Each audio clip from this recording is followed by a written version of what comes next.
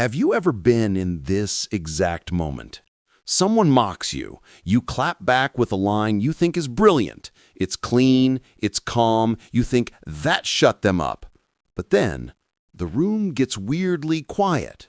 People exchange glances, and you get this sinking feeling that you didn't win, you lost. You lost because you fell into a trap.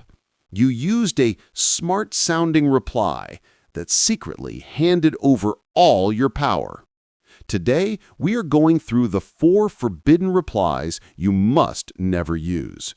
You've probably used them before. We're going to fix that right now, because in a battle of frames, the person who tries to win the argument is the one who has already lost. The first mistake is the most common. You do not insult. Why? Because an insult is a confession.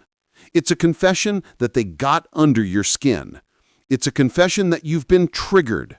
The second you get emotional, you lose. The room doesn't see a powerful person. They see someone who was easily pushed, and now you look like the one with the problem. Imagine this. You're in a meeting, and a colleague blurts out, "You're still throwing out ideas like that? Man, you're such a loser." The amateur move is to insult back. "Yeah, and what have you ever pitched that actually worked, jackass?" The result? You look like you've lost control. You now seem emotionally unstable, while the bully who started it all looks calm by comparison. The master move is to stay cold. You hold their gaze, and you say, "If you can spot a loser idea so quickly, you must have a lot of experience with them." No emotion, no heat. You just held up a mirror, and he exposed himself as an expert on failure. Don't raise your voice. Raise the quality of your frame. The second forbidden reply is even more subtle. You do not explain yourself. When you rush to explain, you are unconsciously admitting guilt. The listener's brains think, if it's not true, why are they defending it so quickly? Every word of your explanation gives their frame more power, and the longer you talk, the more you look like you've been caught. Same scenario. He calls you a loser. The weak response is to explain. "I'm not a loser. I'm just sharing an idea I believe has potential." The result? You've just validated his frame. Everyone in the room subconsciously thinks, why the need to explain? It must be true.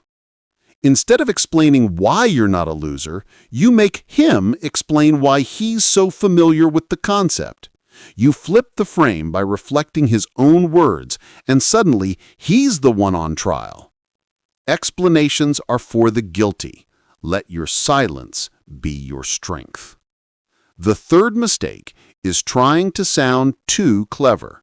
You do not invent new lines. When you invent a whole new argument, you're stepping outside of their frame instead of breaking it. It sounds weird to other people because the logic only makes sense in your own head.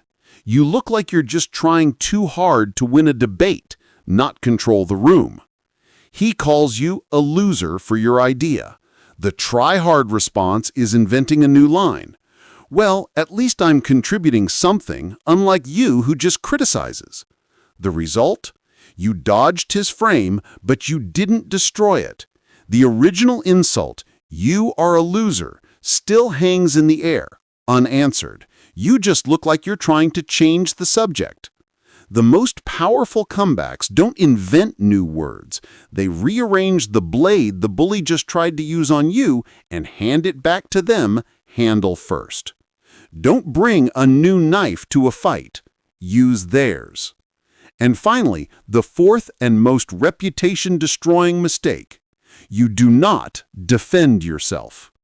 The moment you start defending your actions, you admit that you deserve to be attacked. You are accepting their frame that they have the right to question you. You have just placed yourself on a lower level in the conversation, and that means you are not their equal. He calls you a loser.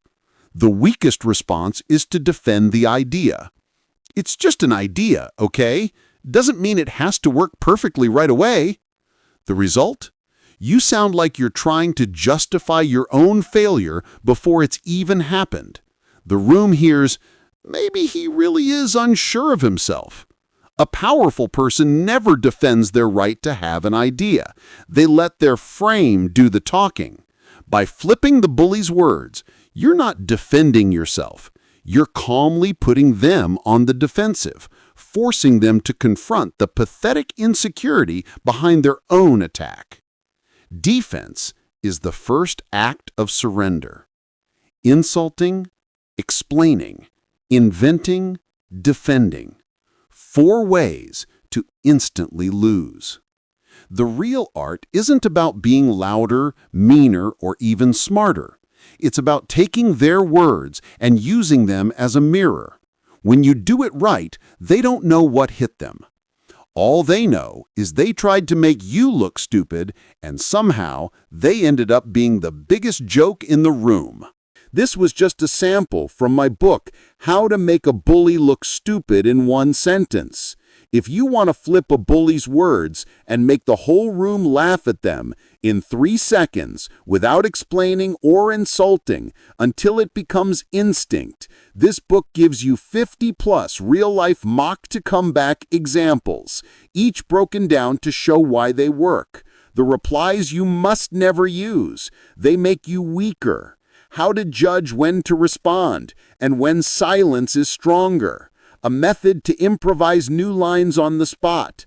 Ready to use comeback lines for any situation. A quick test to prove you're ready. Grab a free sample or the full book at the link in the description below.